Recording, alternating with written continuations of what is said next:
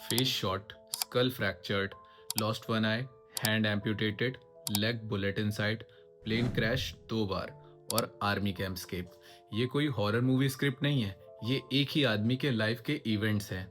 और इतना सब होने के बावजूद भी वो बहुत कैजुअली बोलते हैं कि I actually enjoyed the war. जी हाँ, दुनिया में दो प्रकार के सिपाही होते हैं।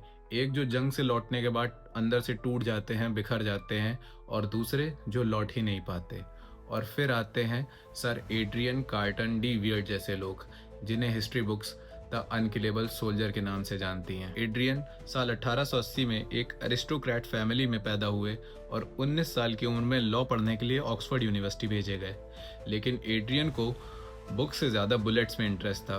बस फिर क्या था, नाम और एज बदलकर पहुंच गए अपने जीवन की पहली जंग लड़ने, द सेकेंड बोर वॉर। मैदान में उतरते ही धाएं, पहली गोली पेट में और दूसरी जांघों के बीच, और जंग से सीधा हॉस्पिटल के बेड में। शरीर भले ही घायल हो, लेकिन माथे पर एक शिकन तक ना थी। और इसी जज्बे के साथ वो पहुंचते हैं यूरोप अपने जीवन की दूसरी जंग लड़ने। यहाँ लड़ते हुए बुलेट इनकी लेफ्ट आई और ईयर को चीरते हुए सीधा स्कल में जा घुसती है, लेकिन मौत के लिए उतना काफी ना था।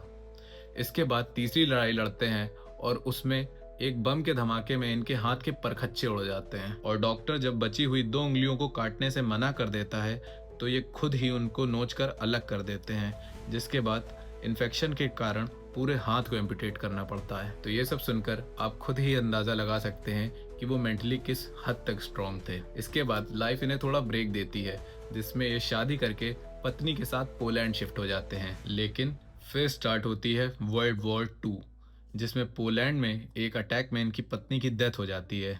लेकिन ये वहाँ भी जिंदा बच जाते हैं और वहाँ से नॉर्वे भेज दिए जाते हैं। और नॉर्वे जाते समय मेडिटेरेनियन सी में इनका प्लेन क्रैश हो जाता है और 61 साल की उम्र में ये एक आंख और एक हाथ के साथ 5 किलोमीटर पानी में तैरकर ये किनारे तक जा पहुंचते हैं। लेकिन फिर एक बार किस्मत इतनी खराब कि किनारे पहुंचते ही इटालियंस इन्हें बंधक बना लेते हैं। लेकिन वहां पर भी कुछ टाइम बाद ये उन्हें चकमा देकर निकल जाते हैं और इसके बाद चाइना में ब्रिटिश डिप्लोमेट बनकर रहने लगते हैं और एक और प्लेन क्रैश सरवाइव करते हैं। और फिर साल 1963 में 83 साल की उम्र में एक नॉर्मल डेथ के साथ इनकी लाइफ एंड होती है। तो एक इंटरव्यू में सर एड्रियन से पूछा गया था कि जंग में आपने इतना कुछ खोया, इतनी चोटें खाई, तो क्या आप जंग में जाने के अपने डिसीजन को रिग्रेट करते हैं? तो इसके रिस्पॉन्स में उन्होंने कहा था, no, actually I had a quality time there. तो ये स्टेटमेंट ही सर एड्रियन के नाम को जस्टिफाई करने के लिए काफ़ी है। और ऐसी और भी कहानी जानने के लिए फॉलो करें द फॉल्स पॉजिटिव को।